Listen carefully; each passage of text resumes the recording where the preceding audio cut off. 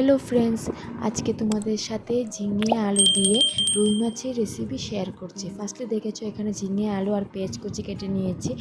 এখন দেখো মাছগুলিকে হলুদ আর লবণ দিয়ে ভালোভাবে মাছগুলিকে মেখে নিয়েছি। এখন দেখো কড়াইয়ের মধ্যে সাদা তেল দিয়ে তেলটাকে ভালোভাবে গরম করে একের পর এক মাছগুলিকে দিয়ে দিয়েছি।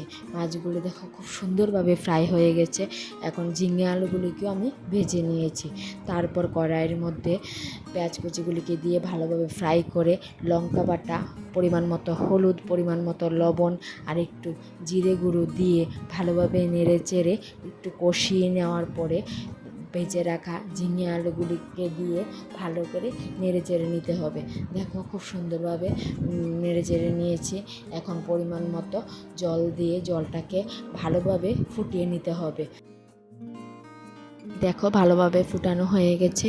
এখন একের পর এক ভেজে রাখা মাছগুলি দিয়ে দিয়েছি আর আমাদের ঝিঙে আলু দিয়ে রুই মাছের রেসিপি রেডি।